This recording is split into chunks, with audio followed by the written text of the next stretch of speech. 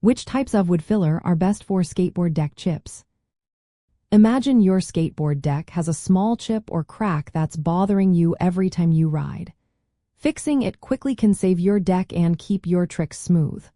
When it comes to repairing chips and cracks, choosing the right wood filler makes all the difference. For small chips on the top surface of your deck, regular wood filler works well. It's a paste-like material that you can easily apply with a putty knife. It fills the hole, dries hard, and sands down smoothly. Make sure to choose a filler that's paintable and sandable so your deck looks good after the repair.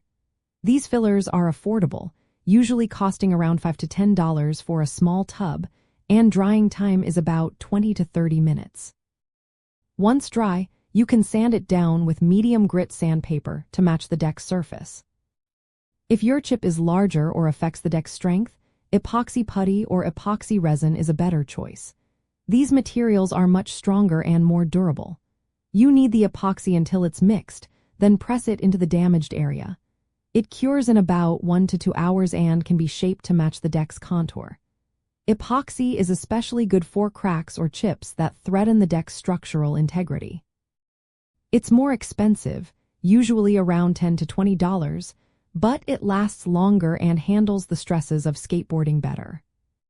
For chips on the bottom plies of your deck, standard wood filler isn't ideal because it tends to break under pressure. Instead, you can mix wood glue with fine sawdust from the same type of wood as your deck. This homemade mixture creates a strong, wood-like repair that sands and shapes easily. To do this, spread the glue on the damaged area, sprinkle the sawdust over it, and press it in. Once it dries overnight, sand it smooth. This method is inexpensive and works well for edge chips or bottom ply damage. Some skateboarders avoid traditional wood putty because it can crack or flake over time. Instead, auto body spot glazing putty or specialized wood-like fillers such as Evercoat are better options. These materials are flexible, strong, and easy to sand. They're perfect for filling gouges or rail holes. Applying these is simple. Fill the hole, let it dry for about 30 minutes, then sand it smooth. They cost around $10 and are paintable, so your repair looks neat. When using any filler, apply it generously to fully fill the chip or crack.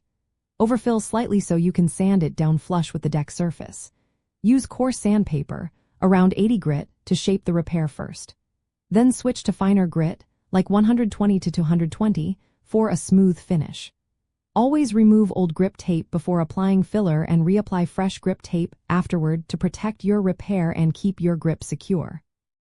For larger or more complex damage, consider professional repair or replacing the deck. DIY fillers are great for minor chips and cracks but might not restore the original strength of the deck.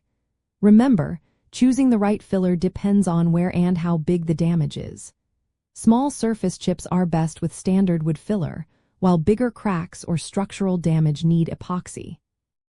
Bottom ply chips can be fixed with wood glue and sawdust, and gouges or rail holes respond well to specialized putties. Using the correct material will help your skateboard last longer and keep riding smooth.